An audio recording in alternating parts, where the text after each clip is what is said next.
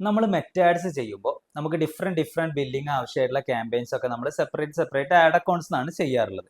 അതെങ്ങനെ ഒരു single add account ചെയ്യാന്നുള്ളത് നമുക്ക് നോക്കാം. അത്തരത്തിൽ ചെയ്യാറുള്ള ആളുകൾ ഉണ്ടെങ്കിൽ അതെങ്ങനെയാണ് ചെയ്യാറുള്ളത് എന്നുള്ളത് ഷെയർ ചെയ്ത് കഴിഞ്ഞാൽ ഉപകാരപ്പെടും. ഞാൻ എന്തായാലും ഒരു ഐഡിയ പറഞ്ഞുതരാം.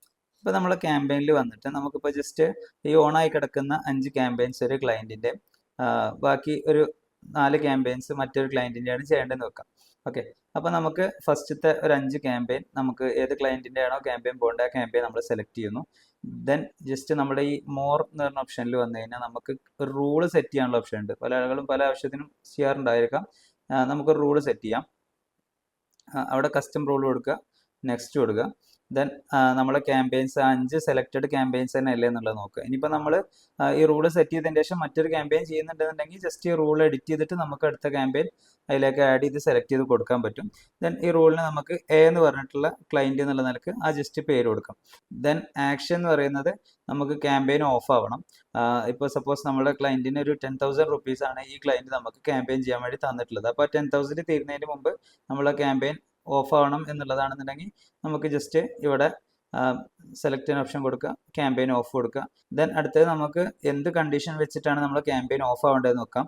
അവിടെ നമുക്ക് ജസ്റ്റ് സ്പെൻഡ് എന്നുള്ള ഒരുപാട് കണ്ടീഷൻസ് നമുക്ക് സെലക്ട് ചെയ്തിട്ട് ഇത്തരത്തിലുള്ള റൂൾസ് സെറ്റ് ചെയ്യാം. ജസ്റ്റ് സ്പെൻഡ് കൊടുക്കാം നമുക്ക്.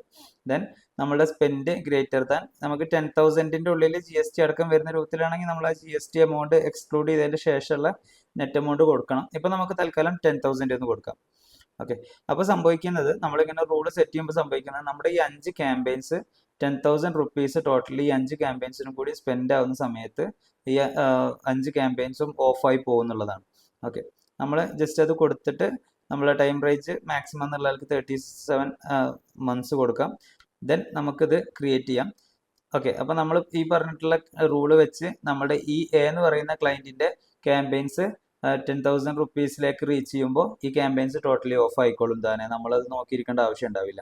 ഇനി നമുക്ക് മറ്റേ ക്ലയൻറ്റിന് വേണ്ടിയിട്ട് മറ്റൊരു റൂള് സെറ്റ് ചെയ്ത് വെച്ച് കഴിഞ്ഞാൽ ആ ക്ലയൻറ്റിൻ്റെയും അതുപോലെ ഇപ്പോൾ സപ്പോസ് ആ ക്ലയൻറ്റിന് ഒരു 5,000 റുപ്പീസ് ആണെന്നുണ്ടെങ്കിൽ നമുക്ക് ആ ക്ലയൻറ്റിന് വേണ്ടിയിട്ട് അതിൻ്റെ ആ ക്ലയൻറ്റിൻ്റെ ക്യാമ്പയിൻസ് മാത്രം സെലക്ട് ചെയ്തിട്ട് 5,000 റുപ്പീസ് ലിമിറ്റ് വെച്ചിട്ട് നമുക്ക് ചെയ്യാം. ഇതൊരു ഐഡിയ മാത്രമാണ്. ഇത്തരത്തിൽ വേറെ എന്തെങ്കിലും ഐഡിയാസ് അറിയുന്ന ആളുകൾ ഉണ്ടെങ്കിൽ അത് ഷെയർ ചെയ്താൽ ഉപകാരപ്പെടും.